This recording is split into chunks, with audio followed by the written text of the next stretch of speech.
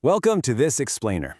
All right, today we are taking a really fascinating journey into the hidden philosophical errors that completely distort our reality.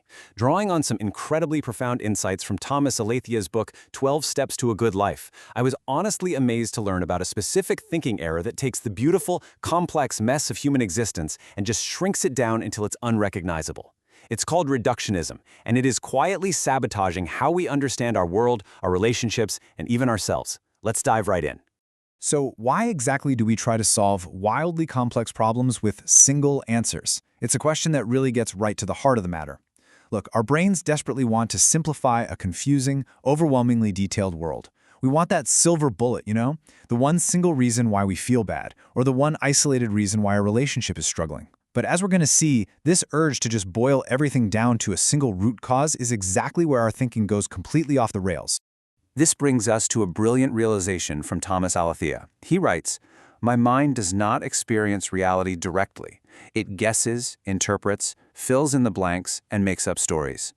Your thoughts are not facts, they're interpretations. Your mind is constantly filtering information to create a model of the universe, a worldview. But when that filter is flawed, when your mind takes shortcuts and guesses wrong, you literally end up living in a distorted reality." Section 1. The mind's distorted reality. Alethia points out that a massive amount of our unhappiness stems directly from a mismatch between reality and our perception of it.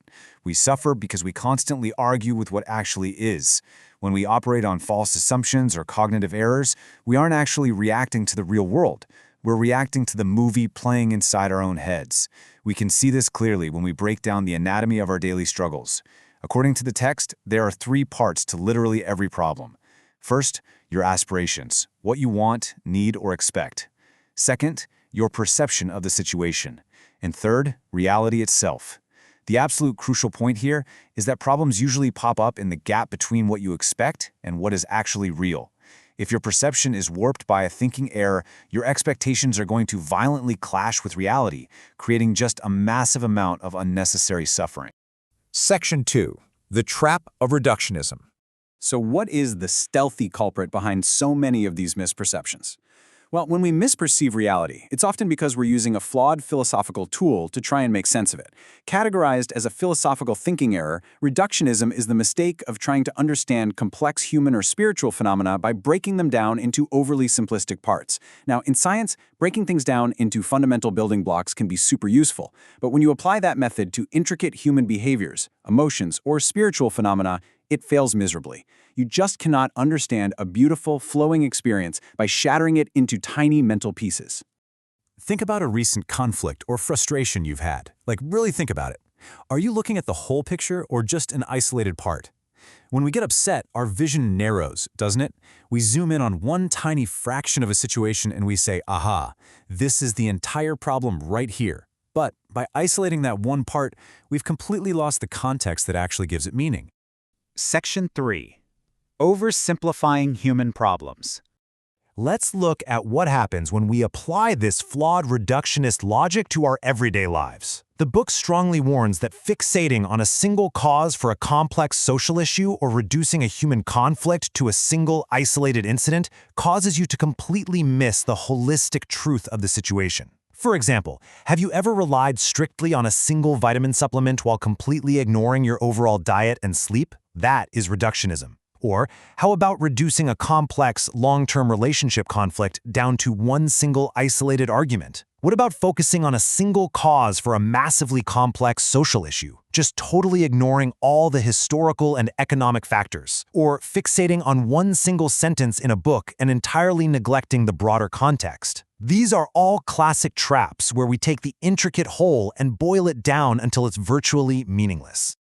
Let's contrast the reductionist view on the left, which is basically the illusion of an overly simplistic map, with the holistic view on the right.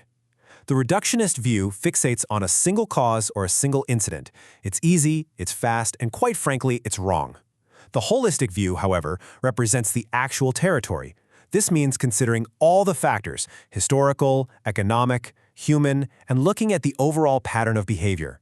As the author notes, whether we are talking about human conflicts or large-scale social issues, focusing on just one single cause practically guarantees that we're going to miss the holistic truth of the situation entirely. We absolutely have to maintain an impartial, wide-angle lens to see reality exactly as it is. To really understand how deep this goes, the book introduces another profound historical example of reductionism, Descartes' error. The 17th century philosopher René Descartes famously said, "I think, therefore I am," which inadvertently laid the foundation for treating the mind and the body as completely separate entities. It is the ultimate urge to break human reality into clean, overly simplistic parts. But here's the reality. You are not a body, a mind, a spirit, and emotions just stacked up like Amazon boxes. You are one person, the whole shebang. Aletheia emphasizes that human beings simply cannot be cleanly divided into these isolated compartments. When you try to fix just your mind while ignoring your body, or treat your emotions as entirely separate from your spirit, you are falling for Descartes' error. You must be understood and treated as a holistic unity. Section 4. Seeing the big picture. Okay, so how do we actually fix this? It definitely takes practice to unthink these old habits, but the clarity you get on the other side is absolutely worth it. Here are the actionable steps to cure reductionist thinking. First, deliberately step back to see the big picture. When you feel yourself zooming in on a single detail, pull the camera back. Second, actively consider all factors. Whether you're navigating your own complex emotions or analyzing a broader social issue, force yourself to acknowledge the multiple variables at play. And third, actively resist oversimplification in your decision-making. If an answer feels way too simple, well, it probably is.